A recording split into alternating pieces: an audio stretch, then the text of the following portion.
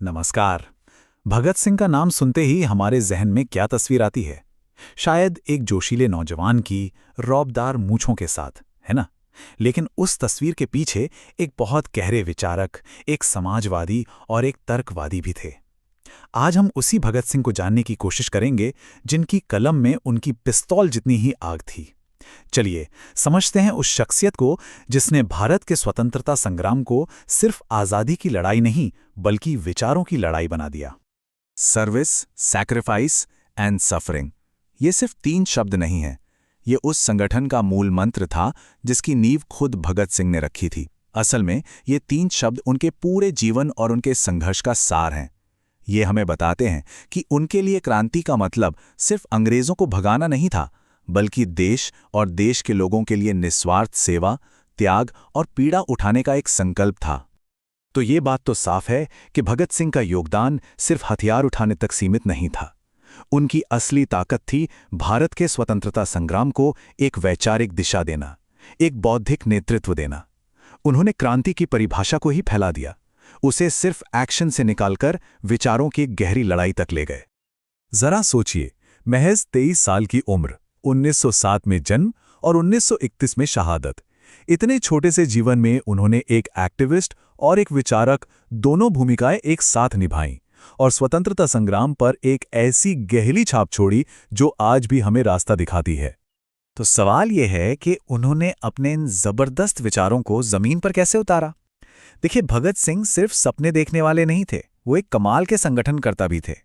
उनके हर एक एक्शन के पीछे एक साफ वैचारिक ढांचा होता था, जिसका एक ही लक्ष्य था, एक ऐसे समाजवादी भारत का निर्माण करना जो हर तरह के शोषण से आजाद हो। इसकी शुरुआत हुई 1926 में, जब लाहौर में उन्होंने नौजवान भारत सभा की स्थापना की।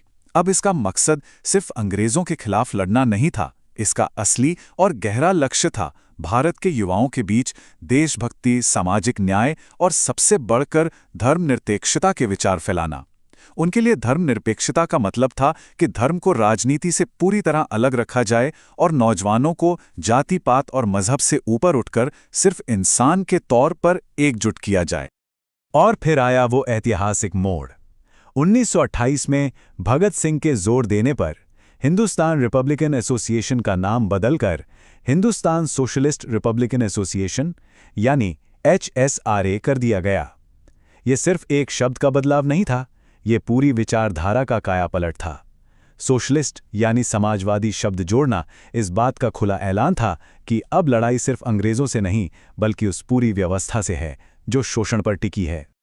असल में भगत सिंह के लिए आज़ादी का मतलब सिर्फ सत्ता का एक हाथ से दूसरे हाथ में आना नहीं था कि गोरे अंग्रेज चले जाएं और उनकी जगह भारतीय शासक बैठ जाएं।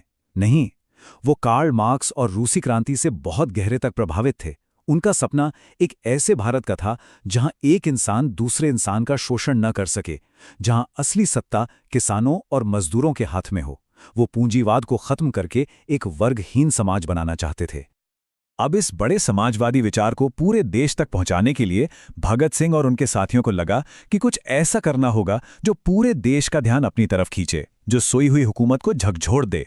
और यहीं से उन क्रांतिकारी घटनाओं की शुरुआत हुई जिनके लिए हम उन्हें सबसे ज्यादा जानते हैं। लेकिन यह समझना बहुत जरूरी है कि उनके ये एक्शंस सिर्फ गुस्सा या बदला नहीं थे, बल्कि एक सोची समझी रणनीति का हिस्सा थे। ये सब घटनाएं एक दूसरे से जुड़ी हुई थीं। कहानी शुरू हुई साइमन कमीशन के विरोध से, जहां लाठीचार्ज में लाला लाजपत राय बुरी तरह घायल हुए और बाद में उनकी मृत्यु हो गई।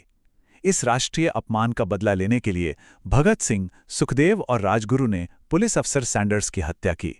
और इसके बाद जब ब्रिटिश सरकार जनता के अधिकारों को कुचलने वाले 2 नए बिल ला रही थी, तब उन्होंने अपना सबसे मशहूर कदम उठाया, दिल्ली की सेंट्रल असेंबली में बम फेंकना।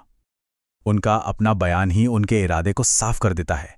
असेंबली में जो बम फेंके गए थे वो बहुत कम शक्ति के थे और उन्हें जानबूझकर खाली जगह पर फेंका गया था। वो किसी को मारना चाहते ही नहीं थे। उनका मकसद तो बस एक जोरदार धमाका करना था, ताकि बहरी हो चुकी ब्रिटिश सरकार और पूरे देश का ध्यान उनकी आवाज की तरफ जाए। ये एक सांकेतिक विरोध था, एक राष्ट्रीय बयान।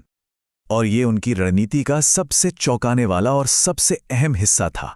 बम फेंकने के बाद वो चाहते तो आसानी से भाग सकते थे, लेकिन उन्होंने ऐसा नहीं किया। उन्होंने जानबूझकर अपनी गिरफ्तारी दी। पर क्यों? क्योंकि वो जानते थे कि क्रांति की असली लड़ाई अब अदालत के कटघरे से लड़ी जाएगी। वो अदालत को एक राष्ट्रीय मंच में बदलना चाहते थे, जहां से उनके विचार अखबारों के जरिए पूरे भारत में गूंज सकें। और इसी मंच से उन्होंने एक नारे को अमर कर दिया, इंकलाब जिंदाबाद। वैसे तो ये नारा मौलाना हसरत मोहानी ने लिखा था, लेकिन भगत सिंह और बटुकेश्वर दत्त ने इसे असेंबली में और फिर अदालत की सुनवाई के दौरान इतनी बुलंद आवाज में दोहराया कि ये पूरे स्वतंत्रता संग्राम का सबसे ताकतवर नारा और ऊर्जा का स्रोत बन गया। यहां से कहानी एक बिल्कुल नया मोड़ लेती है।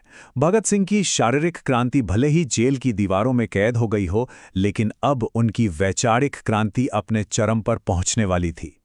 उनकी जेल की कोठरी अब कोई कैदखाना नहीं, बल्कि उनका नया हथियार बन गई। एक मेगाफोन, जहां से उन्होंने विचारों की एक ऐसी जंग छेड़ी जिसने अंग्रेजी हुकूमत की नींव हिला दी।